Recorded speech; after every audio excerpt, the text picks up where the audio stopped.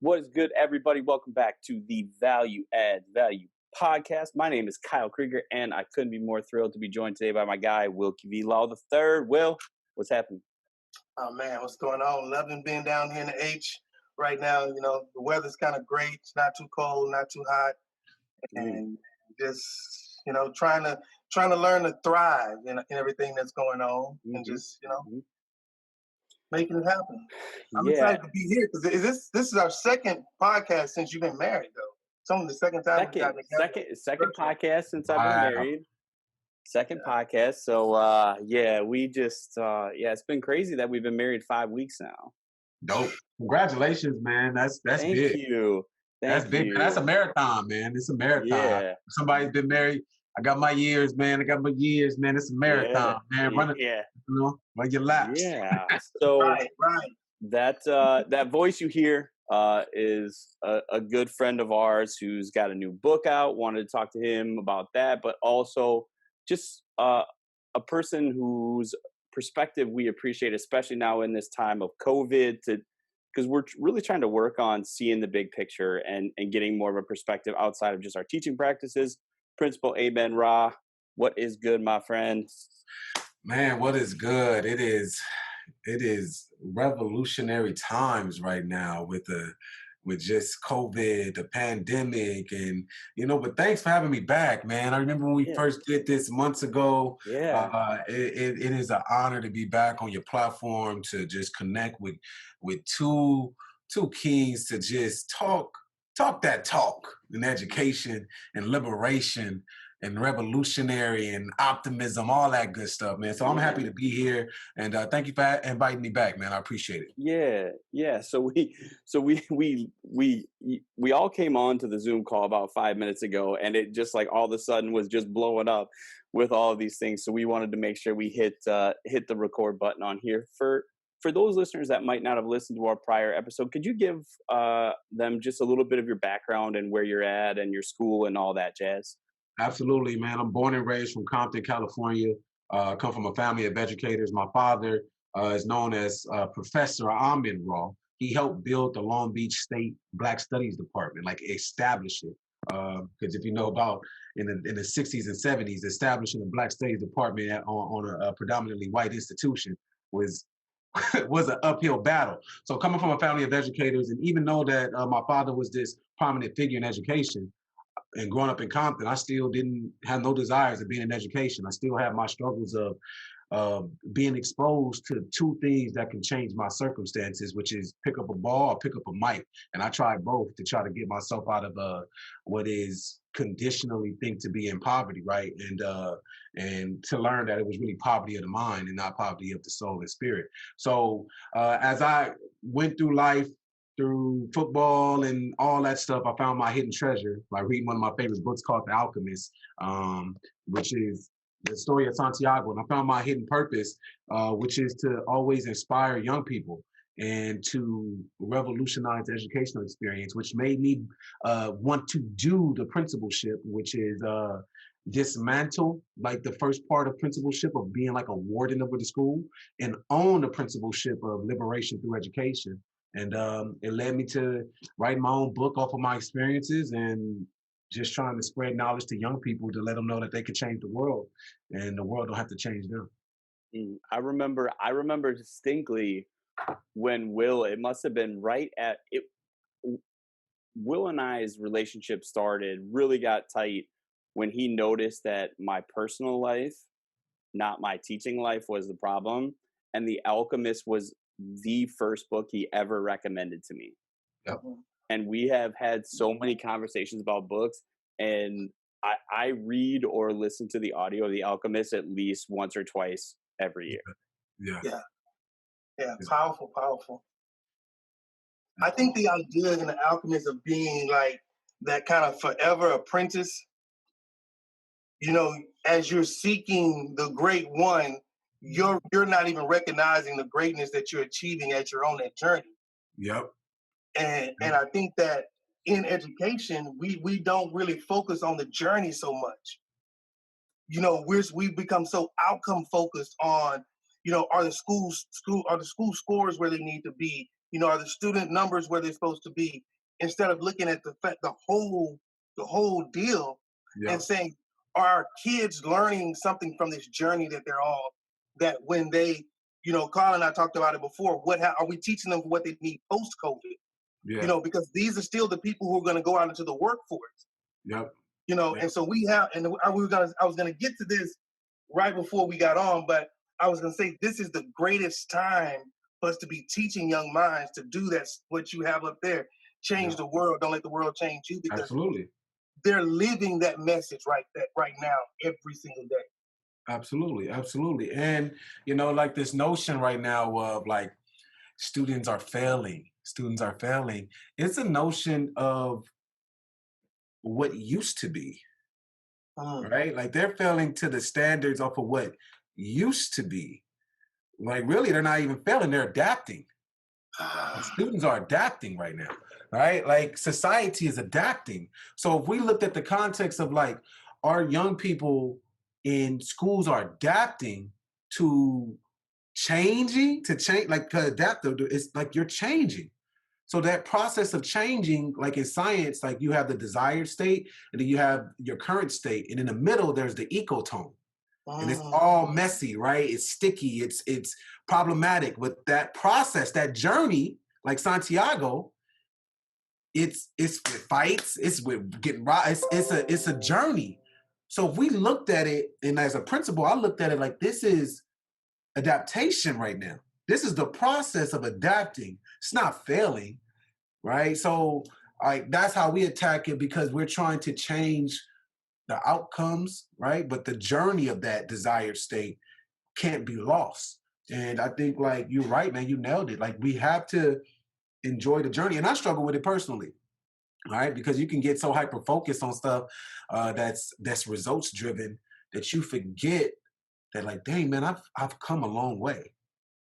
Right. And so I think that's what the education and adapting and what young people is about. It's the journey for sure. And you said something. You talk it, and your book is named after the word revolutionary. Yeah. That word itself is a shakeup. Yep. It's a revolt. And anytime you have a revolt, that conflict, you're gonna have that dissonance in what you're used to being the norm. Yep. Yep. And if you really are diligent, you spoke about how your school being prepared because you had already kind of started going into the mindset of what you're doing, where we are now. I know my principal, he came in 2 years ago. We were a brand new campus. He's the first principal of this school. And he came in, the very first thing he told us is, we can't teach Wi-Fi kids with landline strategies. Uh-huh. Uh-huh. And that right now just rests on top of me, because I'm like, because he set that in place 2 years ago, I'm almost coasting right now. It's just bringing the kids up to speed to knowing I got it. Now let me teach you how to do it. And we got to give them that grace period to, Yeah. as you say, evolve and adapt. Yeah. And in that, like unpacking that is wide, right? Because you're talking about years on years on years of, a evolutionary process that took place in education, like that gradual, slow change. And like revolutionary is an immediate impact, is drastic, right? And to have that initial shock, some people like you have these like all these institutions across the nation, like it's fun, they sound cool, right? They want to have disruptors in education and all these buzzwords until they're talking about it, but it's like, no, I need you to now be about it. I need you to do something about it, and it needs to be immediate. You need that shock value to make a positive impact, right? So you got the good tagline of words and all that, but then it's like, what are we gonna do Right. to make an immediate impact, right? And for our school, 2 year, I opened the school in 2018, and it was within. And I also say this: you only can be a revolutionary to a certain degree working within the system, right? Like that's just the reality. But within the school, we knew that like, social media, virtual, this world of the society is moving at a rapid pace, The jobs that my kids are going to be attacking don't even exist right now. Think about what the pandemic has just created. Life of podcasts, life of digital marketing, life of every single person is their own brand. Mm-hmm. Like every party is their own brand. The life of like forget the middleman, right? Like all these different things. If we're not teaching that in our, like how can we say we're teaching our kids to be career and life ready if we're not teaching them the basic skills to survive? I'm going to say survive, and I hate that word, survive in a world that is enriched in capitalism, right? And two things that are enriched in capitalism is the ability to market and the ability to sell. Mm-hmm. But we don't teach that in our public education. So how can I now still provide this sacred knowledge of the things that you need with math, but let's bring that back to how you can apply it. That's the relevance, right? Like my academic philosophy is three things: relationships, relevance, and rigor. But what does that look like? Relationships with the intent of belonging, relevance with everything having a purpose. I'm teaching you this math. I'm not just teaching you quadratic equations just because. I got to bring you to why quadratic equations is relevant in the real world. And not only relevant in the real world, relevant to you and what you want to do, right? So, it's, man, I don't even know if I answered the question. I just kind of went on a tangent, man. But forgive No, me. Man. and that was the thing. Wilkie and I over the summer were having this conversation about rigor and what rigor was going to look like this school year. And we actually looked the word up, and Will, correct me if I'm wrong, but it doesn't say difficult, it doesn't say challenging, it says expansive and far reaching, completely engulfing in something. Not Yep.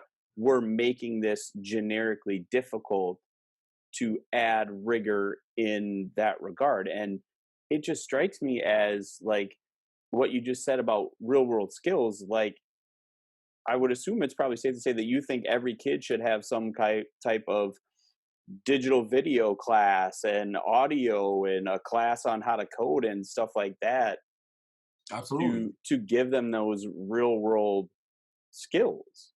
Absolutely. I mean, I'm a firm believer. I mean, I'm a high school principal, right? So, like, I'm a firm believer in like I want to get my students to a living wage, right? I want to get them to life, like getting them to college. If you unpack the data, getting them like, then they don't get all the support. Like, for example, we do a lot of culturally responsive, trauma-informed practices at our school. And we do all this work, and then a lot of our students get to an institution, and then they don't get that.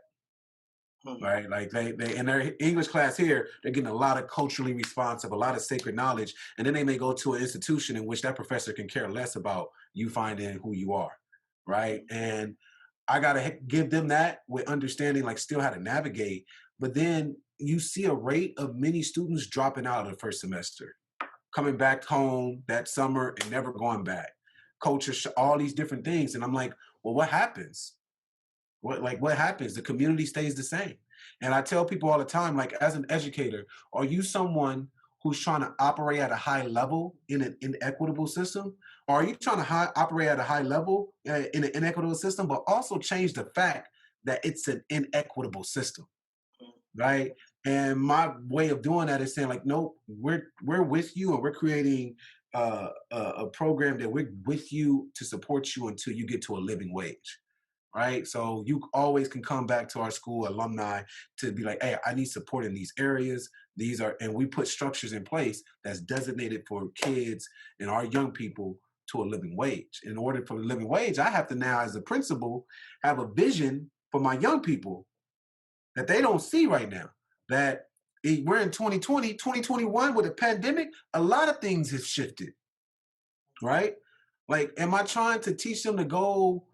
And first, I'm trying to teach them about ownership first, right? I want you to be the boss of your life, the ownership of your mind, right? And then now, what are skills that are needed? What is the world looking at? What are the industries that are hiring for young people? What are the industries that need to come in our community, right? So we're looking at. I'm in Compton and Watts. We don't have no tech industry in our area, right? But there's a lot of businesses that need tech support. We don't have no social media marketing in our area, but there's a whole bunch of business in Compton that need social. So why are we outsourcing to every other company to uplift our community. No, let's teach our students the skills of business to business, not just business to consumer. Right? So in order to do that, how about I teach you how to code? Because it's like everybody's on this device. It's like everybody, if in my opinion, is 5 years from now, if you are a business and you don't have your own app, it's like, what are you doing? Right now, it's like if you don't got your own merch, it's a bare minimum. You got dropped. It's like everybody got their own merch nowadays. So business ownership, everybody is pivoting. So those are the skills I want to give our students instead of just saying like, hey, I just need you to get some conformed skills to work for somebody else, and then continue the cycle of oppression. So that's kind of like the philosophy in which we go by, and that to me that is something that's an immediate impact for my young people. And but what you just described is what we define as rigor. Mm-hmm. You hit on a couple of things that what does the community need? Mm-hmm. I don't think enough of our schools are focused on that exact principle. Because I think about, where I grew up, my wife grew up, and her parents still live. The neighborhood is getting older and older and older. And it's not because there's not young people there.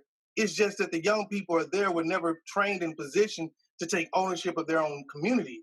So they're just used to being consumers within that and within the community, and not being part of the conduit, that the glue that brings the community together. And I think that shift now is ever more needed in a lot of our communities, because again, I'm a product. We know the migration patterns of leaving the inner city and moving out into the suburbs in Houston. You start out on the north side, you're going to keep on moving north until you eventually hit Humble or Porter or move up to Kingwood. If you're from the south side, you're going to go from Third Ward and you're going to keep going until you get out to Pearland. You know what I mean? That's that migration that happens. So then our communities start to die from within. Yep. That's it. You nailed it, man. And that is the difference. Like when I was growing up, it was like, man, you got to work hard to get out. Mm-hmm. Yeah. And I learned that never changes the existing reality. You know what I mean? Like if I'm under the philosophy as a principal, it's like, man, and not saying that getting out is bad. Exposure, all this to the world is great. Like, the people that's listening, I'm not saying that there's anything wrong with that to a certain degree, but what I'm saying is that never changes the community. Everyone, all it is recycling for the next person to come in, and then it's almost literally a system designed for a lottery for many of our young people that are suffering from a condition that is imposed in regards to structure, right? For example, all the colleges, like everybody can't go to college. It's literally impossible for everybody to go to college. The system is like, hey, that's why the tests historically, standardized tests start to predict how many prison cells that they were going to start building by the age of like 3rd grade or 4th grade. Right? So instead of saying, right, like let's unpack that. Instead of saying like, okay, students who are maybe struggling with reading, instead of saying like, hey, let's figure out a different way that is prevented or support, right? We said like, listen, they're gonna have a life in the prison system. And let's talk about the school to prison pipeline, but also the school to poverty pipeline. And it's really now reversing that or unpacking that to the school to power pipeline, right? And the school to power pipeline is, okay, I'm not just trying to get you to get out of the community. I'm trying to get you to transform your community. Like, I'm born and raised from Compton. I'm good. Like, honestly, I don't have to. My wife tell me all the time, why are you being revolutionary? Just be a principal. We got it. We good. Just let's go and we can find another house in somewhere else and leave. Because when you decide to make a decision to be a fighter for liberation, I mean, this is who I am. I'll probably do this until I'm no longer here. But it's like, I want to make it to the point where, hey man, I'm buying my house in the city where I come from.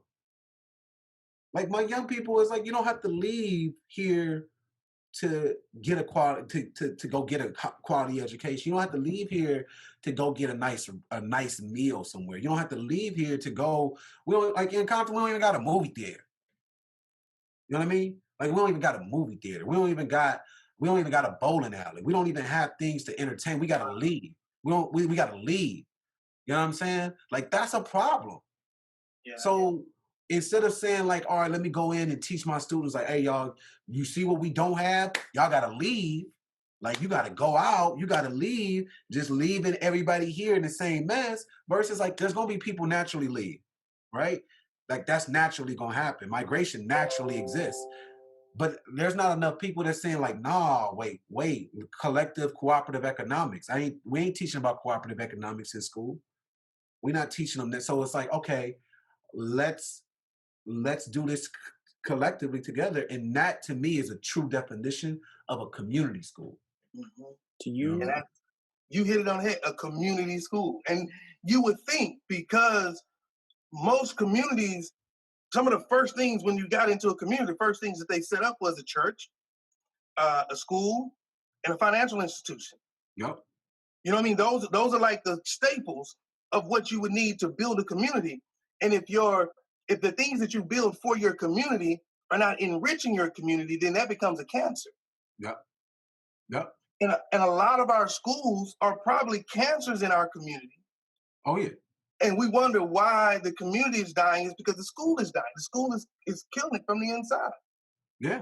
I was a 19.5A when I graduated high school. My high school now, it's barely a 3A high school. Hmm. Even being shifted as and labeled as a fine arts academy now, receiving those extra funds to try to funnel in kids, the enrollment is still super low, but still underperforming. And the continued argument is, well, you're not getting the best teachers to teach in these low income schools. And I always say, I feel like the right teacher, I don't care if you're the wrong teacher, put you in the right environment, you can be taught how to teach properly. But just like it takes with children to teach them with that repetitive reminders of what to do, how to do, what to do. We can't get frustrated with teachers when we're trying to teach them how to be culturally responsive, how to be, cognitive of students' social emotional needs, which is right now, I mean, the suicide rates between I know my age group and your age group, that's one of the fastest growing right now. Absolutely. And that's scary because that's cutting yourself off before you haven't even bloomed yet. And that's the reality. And I don't know if you were about to say something, Kyle. No, you finish up, and then I'll ask you a follow-up question. I think it goes back to like this notion of failing. Like, we're all adapting right now, right? And then like even like this form, like underperforming to whose standards, right? Because like the standard for the most part is being in underperforming schools is your standard is based off of how many students you can get out that could most of the time be assimilated, the culture assimilation, right? And I think like for a community school, we need to redefine, and for me personally, redefine what success is. You know what I mean? Because to me, like for example, my role in it, there's a lot of people that oppose to what I believe in, but like my success isn't how many students I can get out to be at just college. My role of success is how many students can achieve self-actualization. How many students can understand their needs and how many kids out of high school knew their strength, like knew I was good, like can say I'm good at this and I struggle at this, right? What if college was saying like, hey, what do you want to do, and let us facilitate that for you. Let us facilitate your growth, right? And many of our students go to colleges not even knowing what they're good at, they're not good at, what they want to do, what they don't want to do. If you know anything about, again, we're all, if you're for capitalism or not for or want whatever you want, we are living in a world of capitalism that we are forced to survive in, thrive in, whatever the case may be. Understanding that time and money matters in society. The time spent, the time you put towards something. As a school leader, you have the 80-20 rule, right? Like that 80% of your time is committed towards something. So it will behoove me, or be remiss for me to say that I need to really work with my young people, especially at the secondary level, to say like, what are you good at? What are you trying to grow at? What are you intrinsically trying to, what's your purpose? Alchemist, what's your hidden treasure? Right? But they leave not knowing none of that. Like we're young people, we were born as creators and explorers. But then we get to school and it's like conformed to, hey, you have to walk on the lines and color inside of the lines. And I said, well, I want to try to change that. I want to try to reverse engineer I want to bring that creator and that explorer back, right? And I don't think that is always the truth when it comes to performance, because the performance is usually tied to graduation rate. All right, whatever. I see schools that got 100% graduation rate and then like 20% college acceptance rate. And then I see students that have a 100% college acceptance rate and none of the kids finish college, right? So our norm of performing is how many kids we can get to an institution, and we all know like that's a lottery for many of our kids coming from the inner city. Mm-hmm. And then if I'm on the West Coast, and I said this is if I'm a Black student on the West Coast in California, and I want to go to, I have to literally leave California to go to a Black institution, right?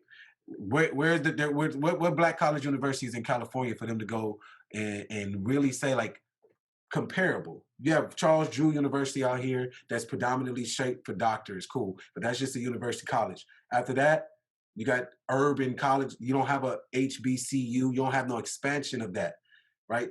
For the Black experience in education, depending on where you at, you have to go and seek yourself where somebody else has provided themselves, right?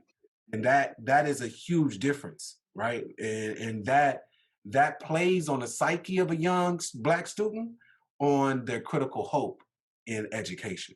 And if I want to provide hope for the hopeless, voice for the voiceless, and help for the helpless, I have to try to change that the best way I can. Wow. Go ahead, Kyle, I'll let you take. Yeah, the follow-up question I wanted to ask the two of you, like I'm a rural kid, but I feel like I see the same things you talk about with Compton happening in my small town, like that businesses continue to leave and there are storefronts that are empty. And do you think kind of that same thing with community school? Do you think that applies in rural settings as well? Absolutely. I think my belief is that I believe in these seven principles of the Nguzo Saba.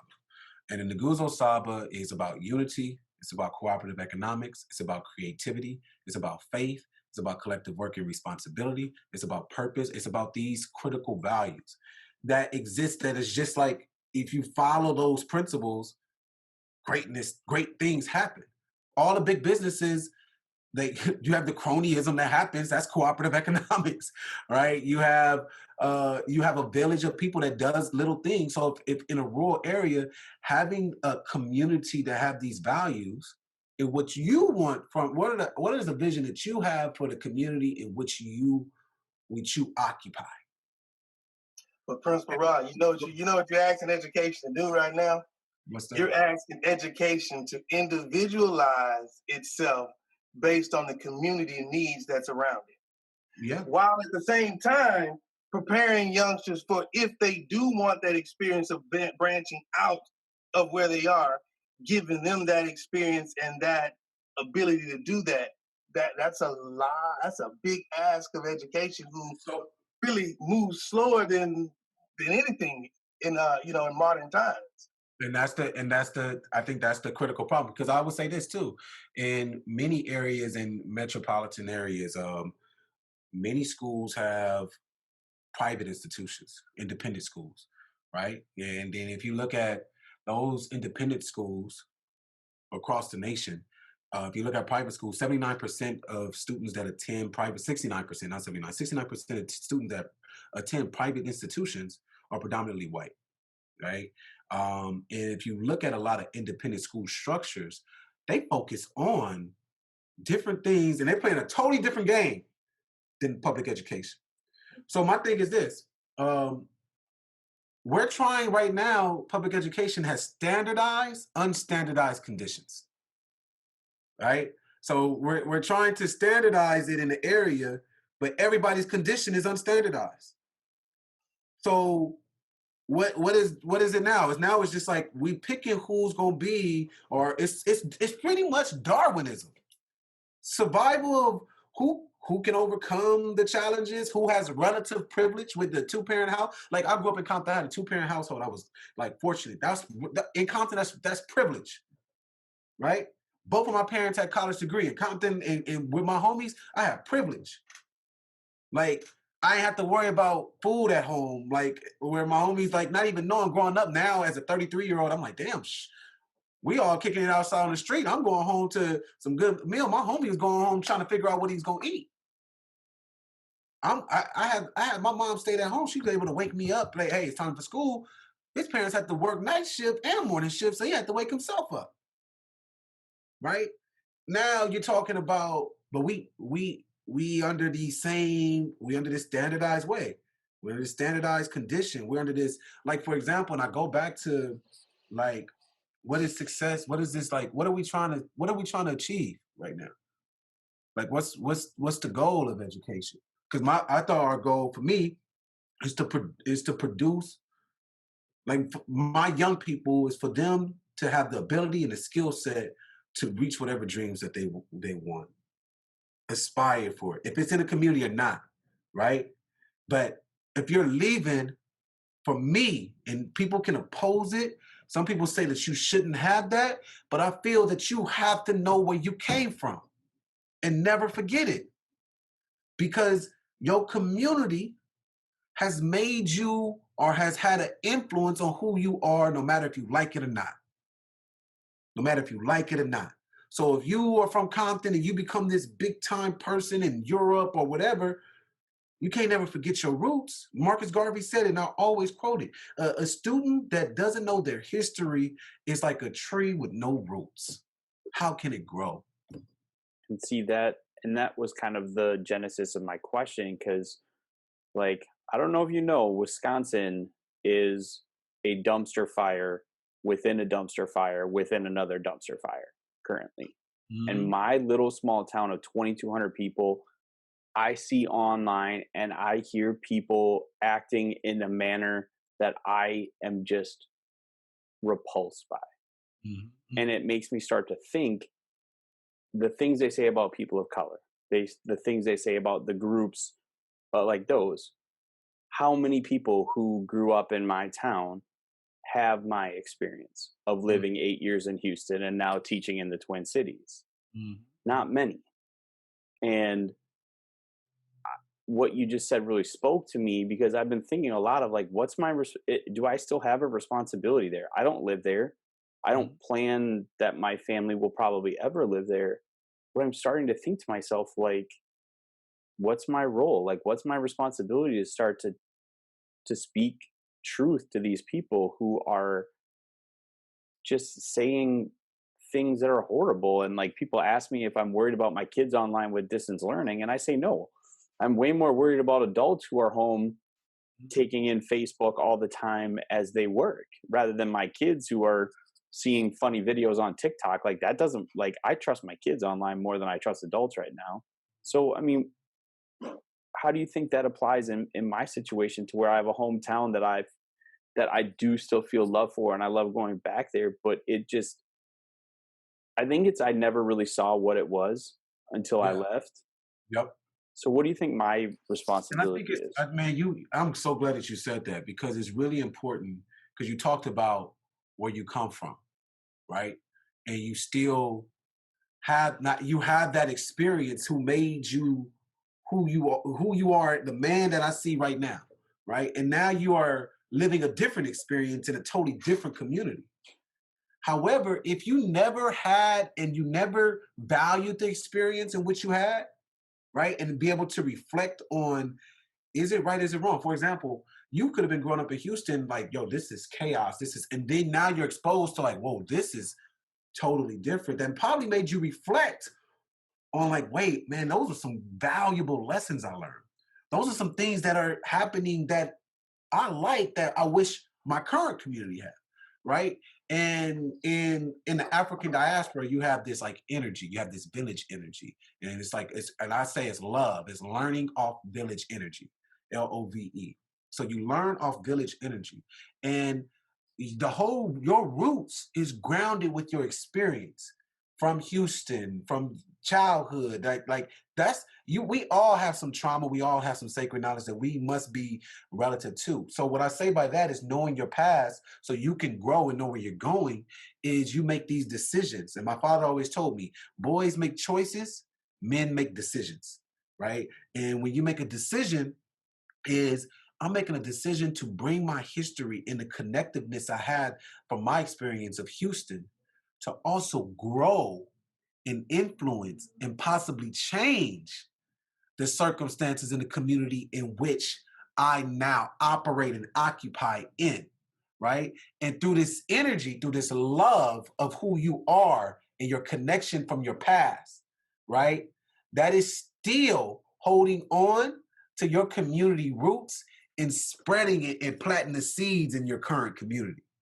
You know what I'm saying? So I want to make sure for the people that's hearing me is that it doesn't always mean that I need to always go back to Compton. That's great, cool. But I never forget where I came from because the things that I love and the things that made me who I am today, I value and somebody else can learn from.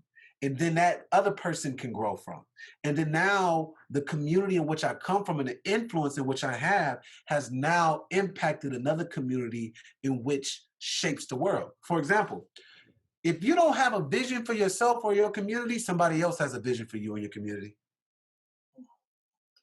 That's just facts. If you don't have a vision for yourself, right? The system, I tell you right now, the system has a vision for a lot of Black and brown children. I can tell you that right now. Because if they didn't have a vision for it, at 3rd and 4th grade, they wouldn't be talking about building prison cells. Right? So in your community, you got to ask, what is the vision in which, what is our mission and what is our vision? What are our values of the community?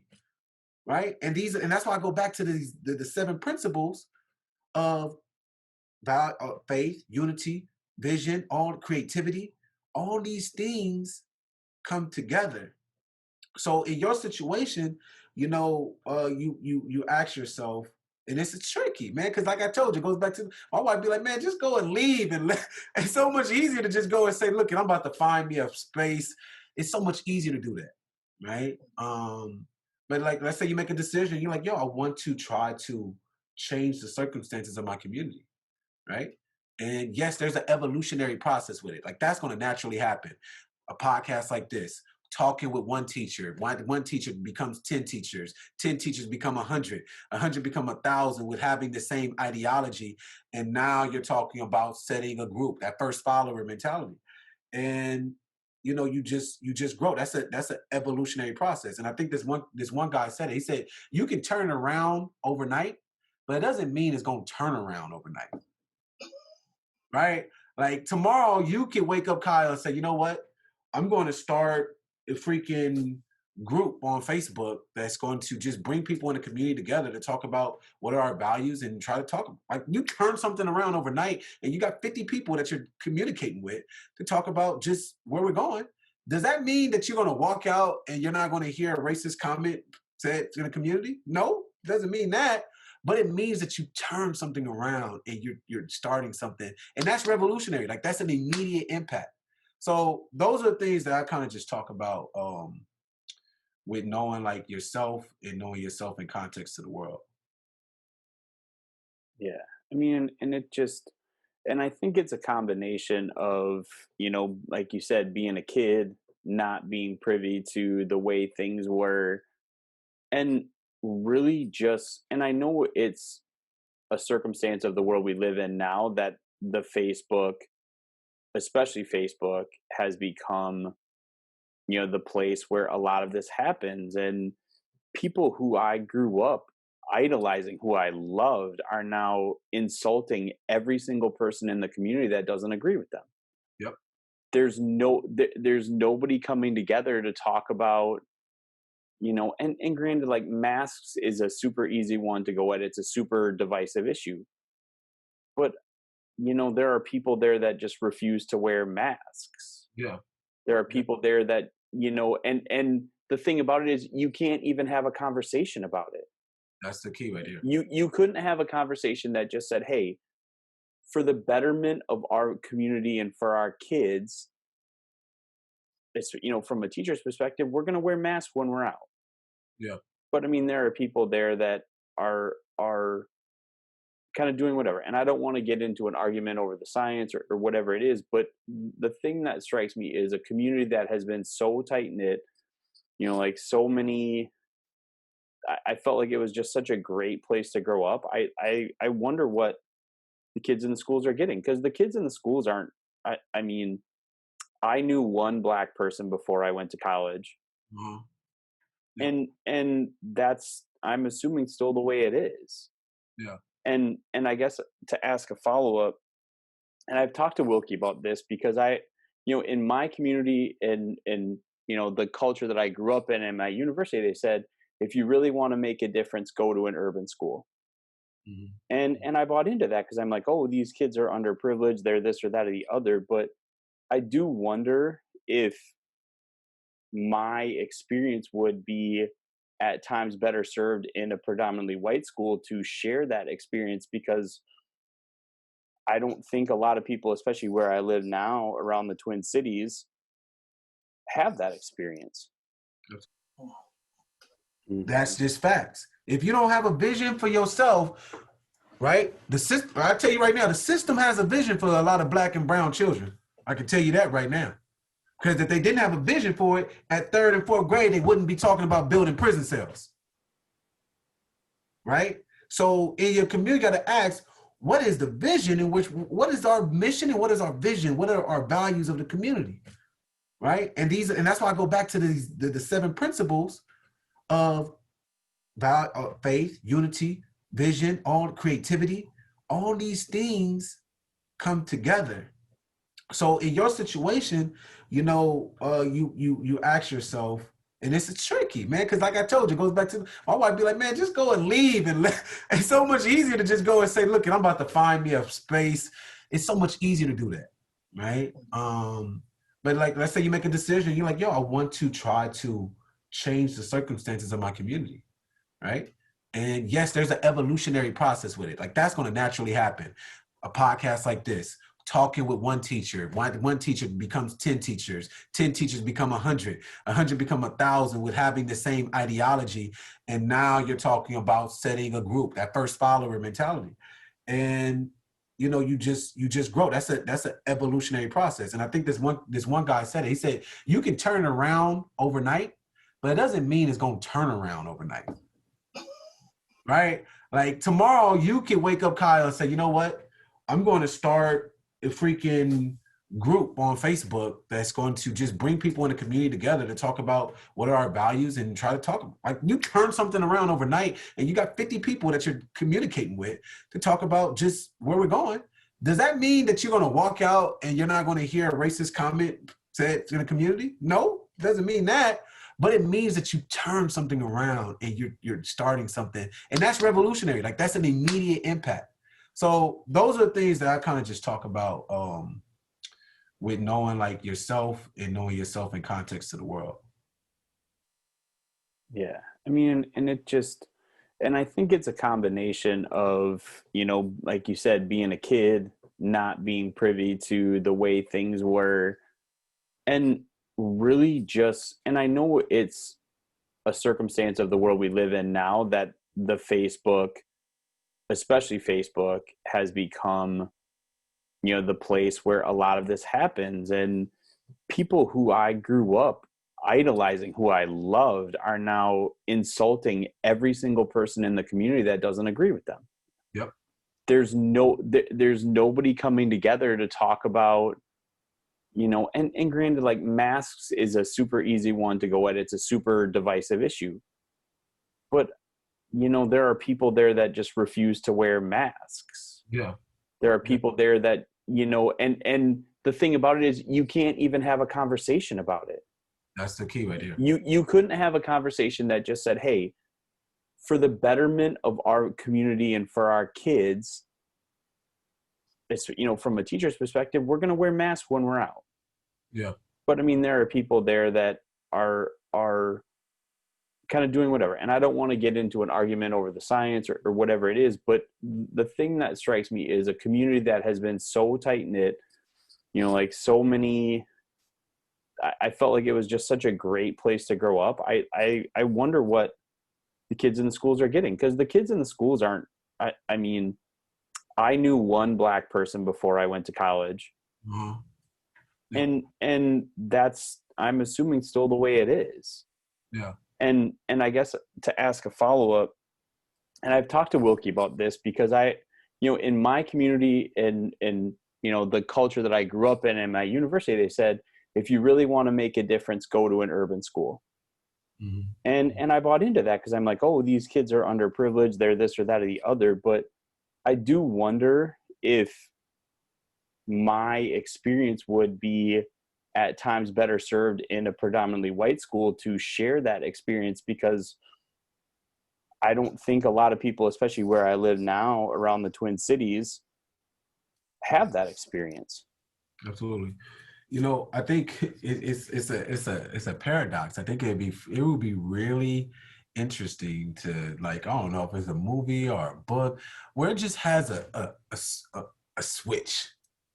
Like all the urban social justice big teachers, they're at predominantly white suburb schools, and all those educators are now in the urban city. Like, what would happen to the education system? What would happen to the world, right, in regards to that?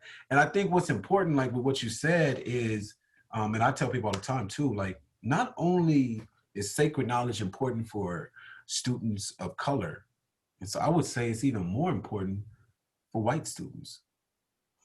The reason I say that is we are still in a system in which many of the access points, I don't call it power, I say access points. Many of the access points to wealth in this country is still predominantly monopolized, capitalized by white institutions. That's just the reality, right? So that means that, you know, when you look at the supervisors, managers of many access points, they are predominantly white men, predominantly.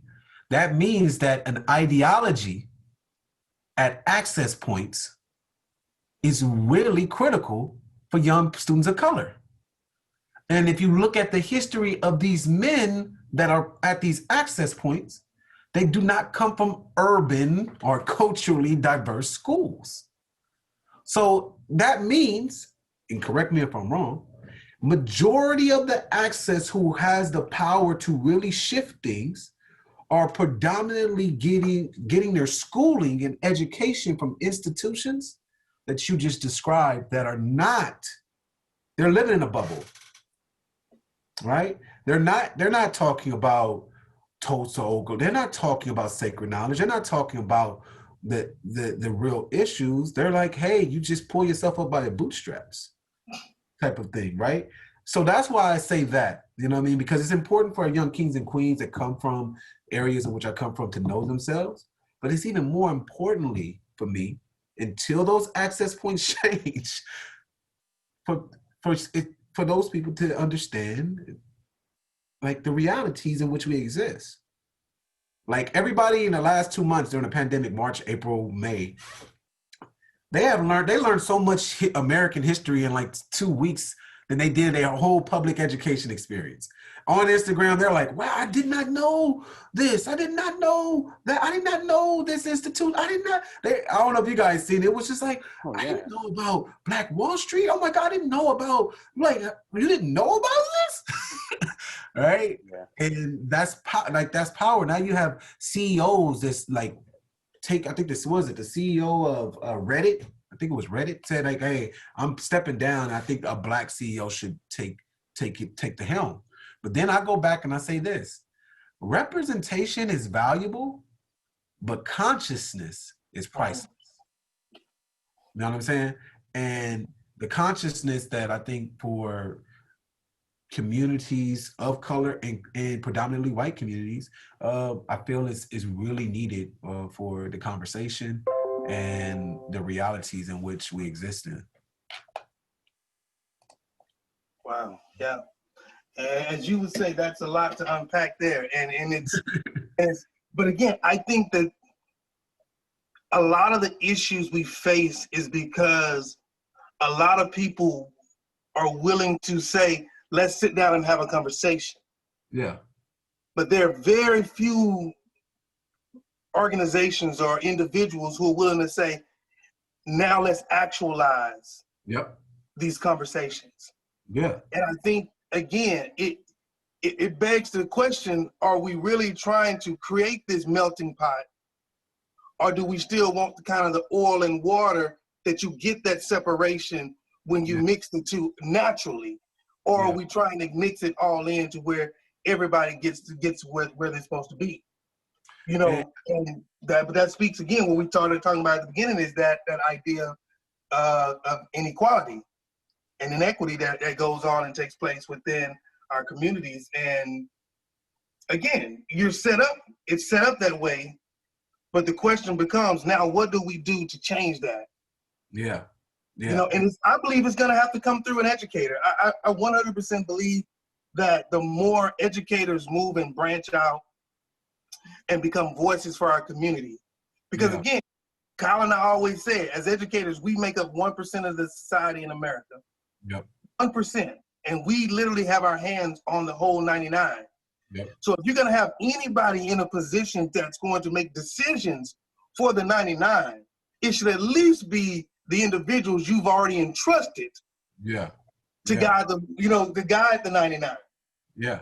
I mean, that's why we have standardized conditions, is because, public education understands the value of education and the tool that school is used as a tool to reinforce education. So they understand the power of education. That's why they omit a lot of different things within the curriculum of education, right? Like J. Cole said it, one thing about the men that's controlling the pen that write history, they always seem to white out their sins, right?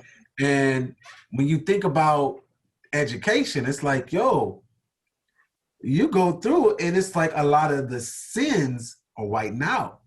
Right? And we could provide you and try to conform and try to all these type of things. And I agree. And I would say, like, an educator, because I always distinguish the difference between a teacher and an educator. Like, for me, I'm an educator. I call myself a revolutionary educator. Although I'm a principal, I'm an educator. An educator, I can educate you on a block. I can educate you through Zoom. I can give you the educator through text. I can educate you through WhatsApp. Like, I'm an educator. A teacher they just stop teaching. They just teach in the classroom. Right? Like once that day stops, I'm no longer a teacher. I become who I am. Like, I am an educator, right? And I believe in what you said, like, an educator can change this, but I also believe that it is going to take public and private partnership. It's going to take inside, outside work. It's going to take a lot in regards of, like, and I tell people, like, schools, districts, like, they understand trauma, or they say that they understand trauma. They may recognize trauma. That's why many schools probably get that one PD around trauma once a year or something like that. But most schools fail to respond to trauma. Right? They fail to execute responding to trauma, and which goes back to ask the first question is, did you truly understand it? Because I'm a believer that the evidence of consciousness is through application. You know what I mean? So if you say that you are aware and say that you are knowledgeable, then the evidence of that is through application. If you don't apply it, to me, you're not conscious. You know what I mean? Like, that's just my belief. Some people are opposed to it. Like, like you're gonna have to take discipline. It's gonna take discipline. It's gonna take all these different things. So is it a marathon? Absolutely. But your evidence of consciousness is through application. And I mean, if we sit here and say that we need to change education, I can't say that I'm conscious of the changes without trying to change it. I mean, I'm not conscious. That means, yeah, I might be aware. You know what I mean? Being complicit is a form of not being conscious, in my opinion. Right. You know there's a problem. You know there's a discomfort. You know you're just not aware enough to say, I need to go fix it. Or I agree, or you decide that it's not what you want. Like, because it's like a lot of people go through life, like, or they were going through life pre this current administration like this. Like blinders onto the injustices, the racial injustices, and it was just like, all right, look. But this current administration forced a lot of people to see things that they never seen before. The pandemic, all these different things, it made them see things, and now it's like, you can't unsee that now. I see you put that black box on. No, I'm not going. No, you can't unsee. No. Like, I'm gonna tap your shoulder and call you in. Like, in our, but shout outs to the community. Like, we call you in. We're gonna call you in on that. You know what I mean? And I think you said something, Kyle, too, that, you know, sometimes we can ostracize people, especially the youth, during this council culture and stuff like that, where I think it's important to now, like, call in and hold people. There's a way to hold people accountable, because, see, a lot of people say that they want to educate young people to be critical thinkers until it challenges their train of thought, right? Like, I am all for everybody. Like, we people say, hey, this is America. You should have your thoughts. You should independent thinkers. We need to create how many schools you know have independent critical thinkers, right? They say all that until it opposes your views. So what I say, like, for me, it's like, no, let's have these conversations. That's growth. But many people can't have those conversations, right? Because it's so emotionally connected. And emotional regulation, I have a book right here, Emotional Intelligence, right? Emotional intelligence. Emotional regulation is something that is really challenging for a lot of people. Like, they quick to have an emotional trigger. And if you hear something political, it's, oh, I don't want to hear nothing. I'm canceling you out. Like, even people, like, I know, like I said, could you have a conversation with somebody that just totally disagreed or had a different, like, just to have a discourse? Because there's a difference between a debate and discourse. The debate is, I'm a lion. I'm trying to rip everything you said.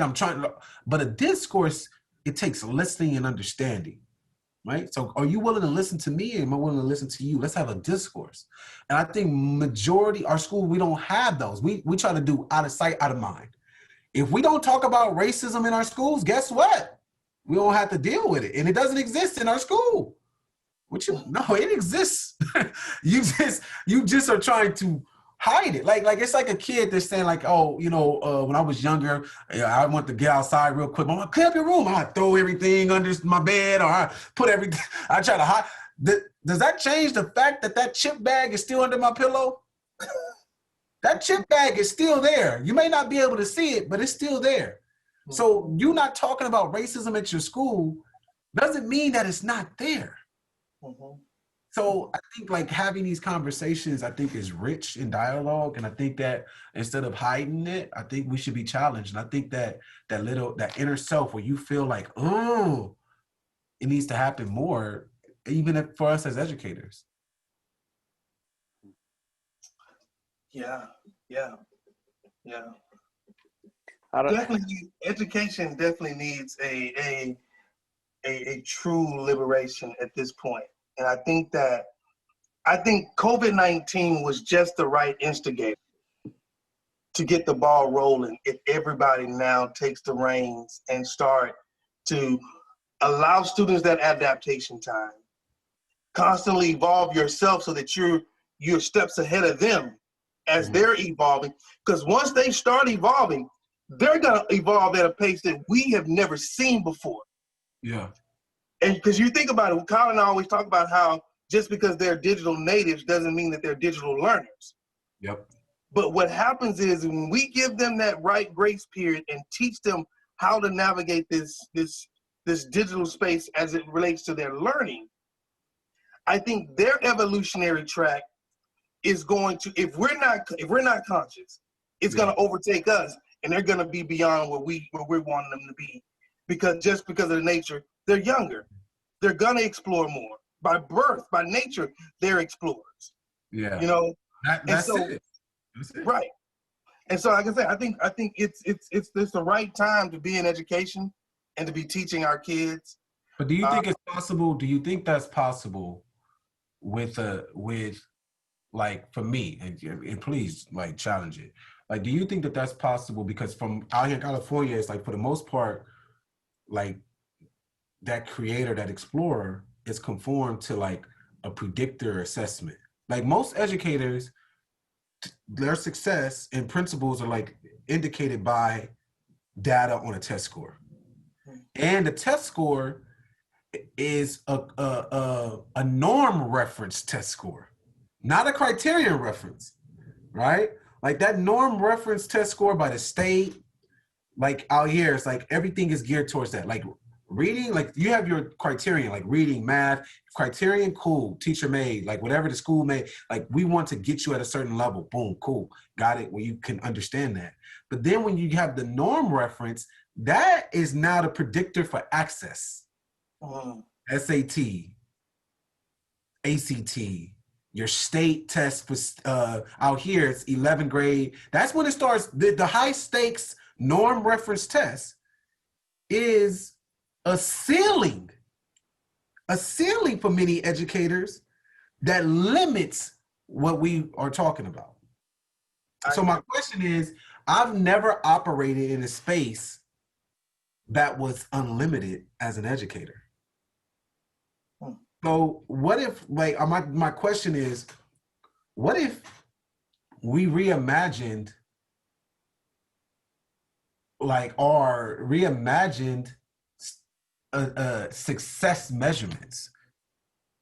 Well, like, because my thing is, like, as a principal, I'm playing within the game, like, right? I gotta play within this game, like, data, like, that matters. But like, just personal. Did you guys score great on standardized tests? I was average. I fared pretty well. I fared pretty well on it. And but my approach was different. You know what I mean? My approach was different than most teachers. Most teachers approached it as, I know what the test is going to hold, so I need to teach them the test, what's on the test. Or not so much what's on the test, I'm going to teach them to make sure that they can pass the test. I tell people all the time that in our cities, in our schools, we need to, like, we're one of the, in education in urban schools, we tell our teachers, don't teach to the test. Right. Don't teach to the test. Where in suburban schools, they have a tutor all the way teaching them everything that's on the test, and they're teaching to the test. Mm-hmm. Like in football, like, I play ball. When it was time for you knew you had the 40, you trained for the 40. You knew you had to do your bench press, you trained for the bench press. You knew you was gonna have to squat, so you squat. You know what's on the test and you prepare for it, right? You know what's on that driver's test. You prepare for it. Why is it that in mainly urban schools, oh man, don't teach because it's an indicator for the access points. You know, and it's funny you say that, because I remember a few years ago, I was a new classroom teacher. I'd always been an inclusion teacher in my very beginning. So I always had a co-teach with me. So I never really was the teacher of record. And once I got my own classroom, I remember that one of the first lessons I got, and it was like my class took the middle of the year. So it's December, and when I get my kids, this new class, So the very first lessons that I taught them going out is lessons on how to think, lessons on how to problem solve. Nothing dealing with, I mean, we looked at third grade problems and analyzed what are they trying to teach us in this third grade problem. Now, what are they asking us to do on our own? Yeah. Unpacking those little bitty things so that when we got to teaching sixth grade content, all I had to do was literally say, open up your books. Here's an example. I'm going to show you how to do it. If you have questions, let me know. Those kids excelled because they knew how to think. I was condemned. I said that I was told you can't spend that much time teaching kids how to problem solve. You can't spend that. I said, if I'm going to teach them anything, I'd rather teach them how to manipulate these numbers through a real world problem. So like that's my point right there. So do you feel that you could have solved, like you could have got that feeling like, man, I taught my students how to critically think without the standardized test? Absolutely. So like that. So like my question is then, what is it like? What is this? What is, because I've met educators that don't know what to do if they didn't have that test hanging over their head. And that's because that's their metric. That's their metric. That's what they look at and say, I want to be the high scoring teacher. I want to have the most, as you said earlier, and this is one of the, I love Maslow, is that I want to have the most self-actualized kids when they leave my room. Yep. I want them to leave my sixth grade math class ready for high school. Yep. And that's how we measure. That's how we measure at our school, right? We measure off of what we call presentations of learning, right? So like every ninth grade student at our school, they have created their own website. Right. So all my ninth grade, every student at my school, take that back, have created their own website. And on their website for ninth grade, they're talking about, they have their About Me page. Then they have their, each click on the website is their classes. So similar to like a Shopify account, you'd be like, oh, I want to see the t-shirt collection, the feature code. They have it like that. So now you'd be like, hey, ninth grade, you talk about Spanish, you talk about life. And then they present their website to the community. Right? And they talk about, this is what I learned this year. I learned this from Spanish. Like, this is what I learned, and this is how it impacted me as a student my ninth grade year. This is what I learned from algebra, and this is the skills in which I could apply it to my life right now. So they do that, and then the community grades them to say, I'm ready for now 10th grade. 10th grade, they do it the same thing. Now I'm ready for 11th. And now, each year, their website is getting more comprehensive, right? So now, and when they're a senior, they're talking about their journey, back to the Alchemist, from 9th, 10th, 11th, 12th, and not to college, but to the world, right? And that's how we measure if you are self-actualized, right, to hopefully become community actualized. So that to me is a model that I feel that more schools should have. Right, and you said something with that whole, once they get to the 12th grade, it's based on now your journey out into the world now. Yes. And if college just happens to be along your journey. Yes. If college just happens to be your path that you're taking, then you're able and you're ready to go there and you're ready to tackle it. Yes. You can say, I just told somebody the other day, I say, we're not bringing up the new mechanics in the neighborhood. We're not bringing up the new, most of our neighborhoods in the Black community, urban communities here, we don't have big chain grocery stores. Come on, talk about it. We don't have a Walmart, in my wife's parents' community. They don't have an HEB. There's not a Randall's or Kroger. It's a couple of little mom and pop spots, with poor quality, overpriced food. And we'll be honest, and if you want it, good food, good quality food at better prices, you got to leave the community, which means now your dollars where you live are going out to support somewhere else where you don't.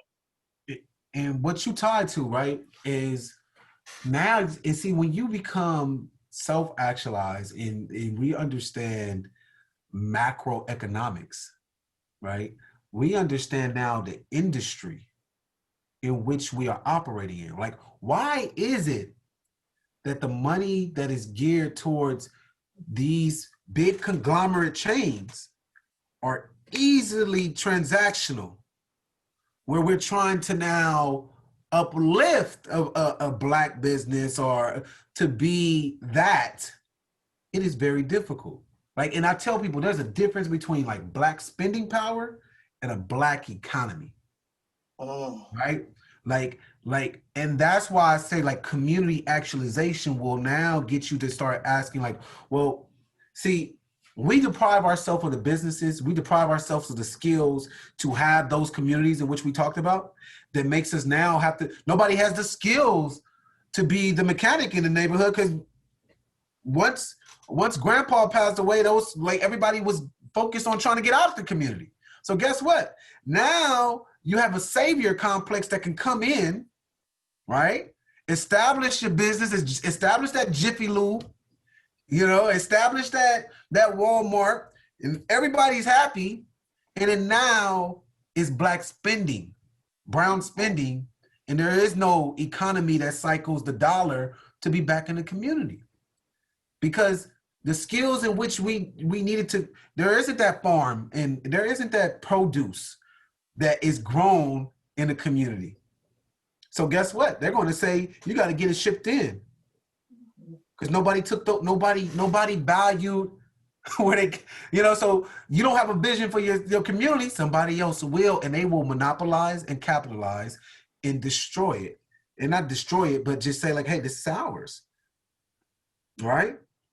That's where I come from. Like, you know what I mean? I'm the person that's like, why aren't we trying to develop more, just a free world competition? There should be more than just Walmart and Target. You know what I mean? There should be more. Why haven't we built more institutions, no more colleges in areas, you know what I mean? Because the conglomerates block the access points. You know what I mean? So, like I said, it's deep, man. I know, but that's stuff I go into in my book. You know what I mean? But we work hard to decriminalize, why other systems work hard to monopolize and capitalize. And I think like those conversations must be held. Like, why do we only have economy? I don't know about there in California. Econ is a semester. Yep, out here too. All right, I think it's federal. Like econ is a semester.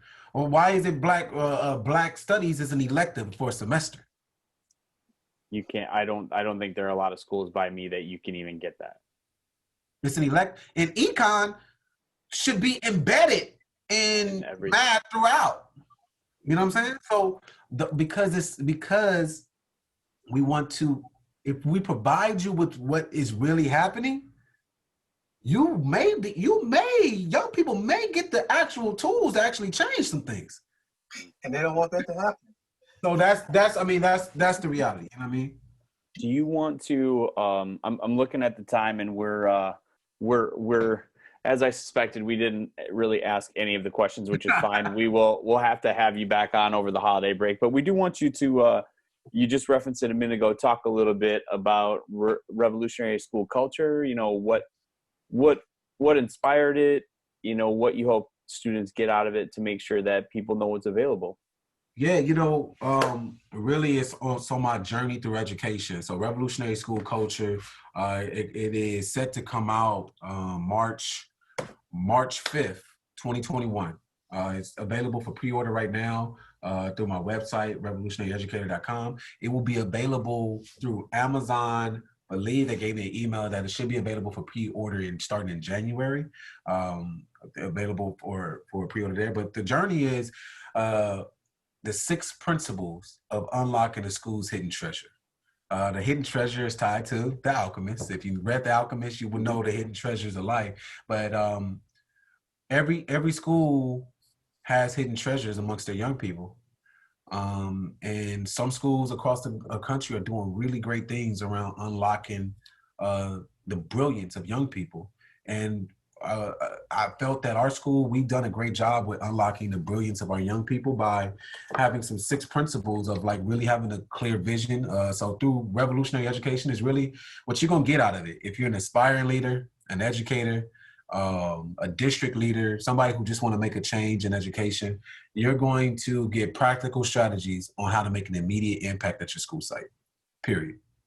Like it's six overarching principles, but within it, I have obstacles that you must overcome, sacred knowledge, just some key prerequisites before you embark on a journey of revolutionizing the educational experience at your school. And this notion of revolutionizing is a positive immediate impact. So you're going to get practical strategies that's going to really just uplift young people, get you fired up, get you booming at your school site. I'm excited for the project. The reason why I did it is because I'm not that scholar. Like, people always say, we look for all these doctorates, this, that, and the third to try to solve our community issues. And I believe that community-centered problems need to center the community for the solutions. And, I don't need that doctorate from Columbia or Harvard to come and save us. Like, no, this is who I am. I'm not no doctorate from such and such. I'm that street intellectual. You know what I'm saying? Like, I'm that neighborhood scholar. And I think too much of the validation coming from whoever, feels that they can solve practical problems. Like, listen, all the researchers have been saying that we've been trying to close this academic gap in California, for at least, for the last 30 years, especially when it comes to Black boys in education. You want to know what happened over the last 30 years out here? Is actually the academic gap that they say is actually grown. So if it's grown, that means we doing something wrong, right? Like this, in my opinion. So that's what made me be like, well, I'm just gonna write my story and my truth. And this ain't no full research type of book. This is just straight from the hip off of like, yo, this is what it is. You know what I mean? And this is what I'm doing, and take it or leave it. And I think it's, I got some endorsements from people that really liked it. You know what I mean? Some of those researchers I'm critical of, they love the book. So we'll see where it goes. Love that.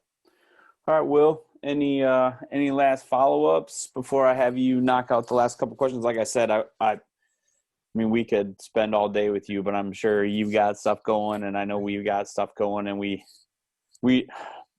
it's going to take me a week to download everything you said. I'm going to have to watch this thing like 3 or 4 times before I put it out just to make sure that I got everything. But yeah, and it's crazy because I missed the first one, and I told Kyle, I was like, man, I have to be back in the building whenever we get you back on again, because I follow you, and I admire your approach to a community-centered school. I'm one of the teachers who actually live in the community that I teach in. Mm-hmm. I go to eat in a restaurant where my students go. My students work. Some of my former students are working now in the fast food restaurants, getting jobs, that I taught, and I'm seeing them all the time. And I see now how much of an impact I've had from the kids in the neighborhood now for the last 3 years, knowing, oh, that's Mr. Law. Mm-hmm. Mm-hmm. I initially was a little nervous because, when you are a revolutionary, everybody's not going to see what your vision eye to eye with you. Yep. And there's going to be that dissonance. But even kids who I've had dissonance with, they've come to respect the fact that I'm always 100 on 100. Yep. Because at the end of the day, I live here. So I'm not telling you that I want you to be a certain way in you as you're going through the community, because I'm here looking. And so I've been following somebody. I just want to say, man, you feel my quiver today.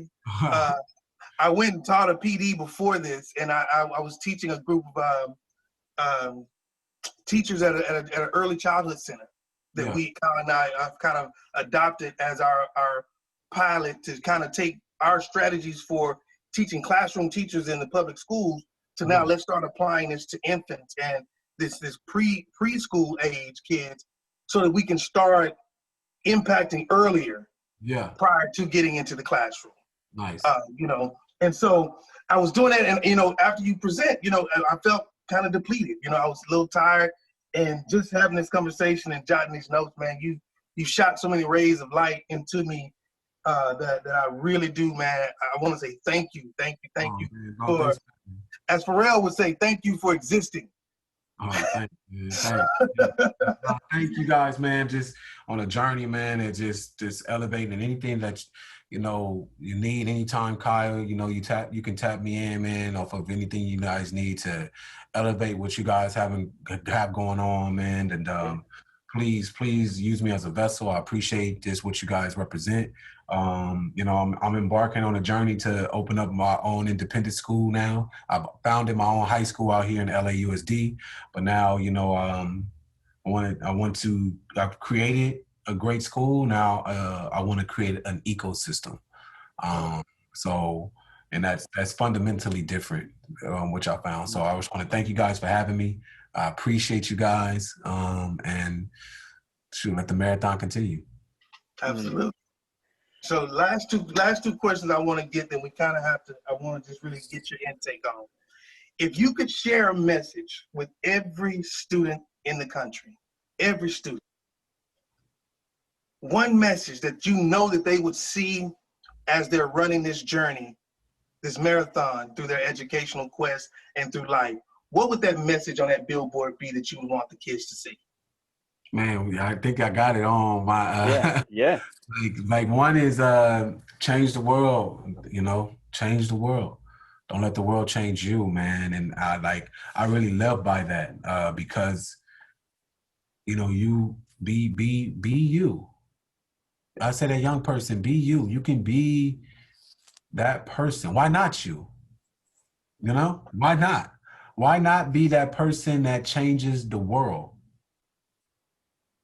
So it's change the world. Don't let the world change you. And the second one, and I want to say this, because I think you said two messages. The second one would be, and I don't want it to be correlated with military percents, because I know people get all when you use in the war, but I would say this. You may not feel that you are at war, but you are definitely in a war. And what I mean by that is, see, education is battling over attention, time, and what you consume. Social media right now, if you've seen the social dilemma, they're fighting for your attention. It's a war going on for your attention. There is a battle going on for what you should learn in school. There is a battle going on to keep information from you so you can just be a consumer and not a producer.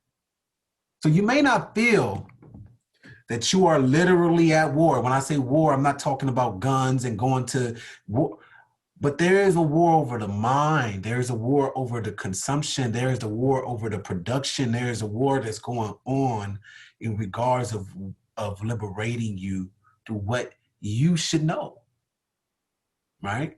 So by knowing that, you have to now become the seeker of knowledge and truth. And that will ultimately be your liberation.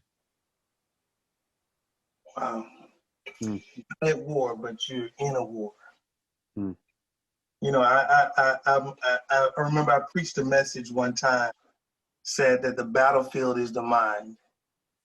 And when I wrote it, the scripture that says, be not conformed to this world, but be transformed by the renewing of your mind. And I think that because of all this, the traffic, to our young people's minds and the things that they have access to that's so meaningless, our job is to show them the meaningfulness in being able to understand what they're seeing.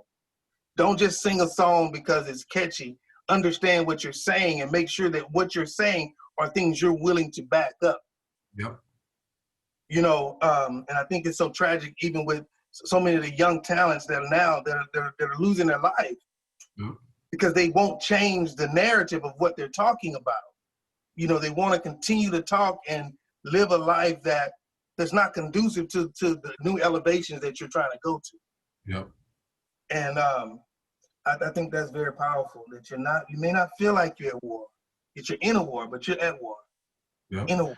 Yeah. Yeah, for sure, man. You may not feel that you're at war because and that's the complicit, right? If you don't feel like you like, oh, why do I got to work with a sense of urgency, right? Right. I'm not at war, but you in a war. Like it's all going on around you. Mm-hmm. Like people don't like, even if you want to go that, like there's a war taking place right now. Like is it in America? No, like in a physical war that's taking place right now. But if you bring it to our societies in the hood right now, like we're losing people every day to the streets. So like I tell like I'm about to be blessed with a son, but it'll be some of the same things. Like my father told me at a young age, and you take this in our context growing up, you in the wrong neighborhood. There's a war that's constantly going on. Mm-hmm. You Pyru, you blood, you like. So if you're walking around at that store and you're not alert, and you're walking through thinking that you are not, and it's traumatic, but it's the reality in which we the conditions in which we survived in. But now that I know and I'm conscious, I can be more alert. I move differently. You know what I mean? I can say, hey, what up? How you doing, King? How you doing, Queen? Preventative. Mm-hmm. Right? So the same thing when I'm trying to get my young people to have protective knowledge, and I say it all the time, I want them to have the ability to be the guards at the gates of their mind.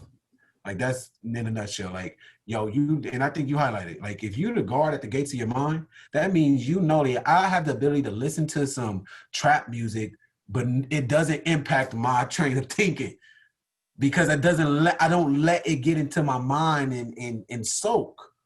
Versus somebody who's like on social media and they looking at the entertainment and they take it in as truth and it influences their actions, right? So if I'm a protective, I'm able to go and watch something that's entertainment and to leave it as just that.